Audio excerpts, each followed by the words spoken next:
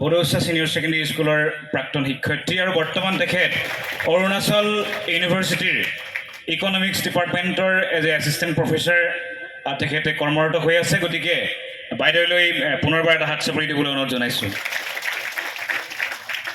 আৰু আমি বাইদেউ পূৰ্বৰ যি বড়ৌচা আৰু বৰ্তমানৰ বড়ৌচাৰ যি অনুভৱ তাক লৈ 1 মিনিটৰ ভিতৰত বাইদেউৰ পৰা কেৱল অনুভৱখিনি প্ৰকাশ কৰিবলৈ মই অনুৰোধ জনাইছোঁ। বাইদেউ চৰি। ধন্যবাদ ছাৰ। সকলো ভালে আছা নৱাগতসকল? মোৰ পৰিচয়টো ইতিমধ্যে ছাৰে জনাইছে তোমালোকক। মই খুব কম সময়ৰ কাৰণে বড়ৌচালৈ আহিছিলোঁ, চাগে 2 মাহ।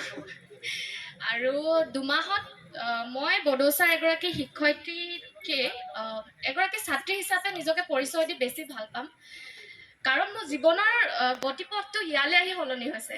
আৰু মোৰ জীৱনৰ প্ৰথম কৰ্মস্থান আছিলে বড়ৌচা। আৰু তেতিয়া বড়ৌচা তেনেই সৰু আছিলে, একদম কণমানি বড়ৌচা আছিলে, মৰমৰ আছিলে ছাৰসকলৰ। আৰু তেওঁলোকে কথা দিছিল যে বড়ৌচা এতিয়া যদিও এনেকুৱা পৰ্যায়ত আছে, ভৱিষ্যতৰ দিনত আমাৰ বহুত সপোন আছে। বড়ৌচাক লৈ বহুত সপোন দেখিছোঁ।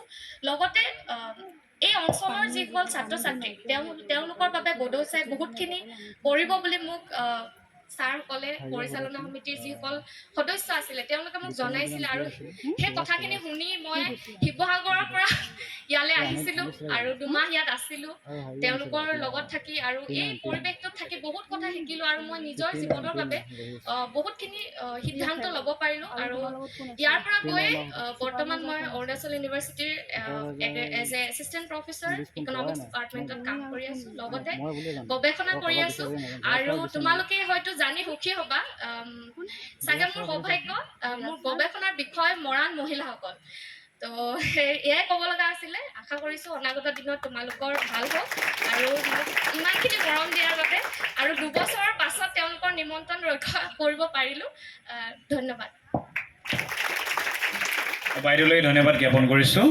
আৰু আমি পৰৱৰ্তী কাৰ্যসূচী চলাই নিবৰ বাবে আমাৰ ছাত্ৰ একতা সভাৰ বিষয়ববীয়াসকলক মই মাইক্ৰফোন আগবঢ়াই দিছোঁ।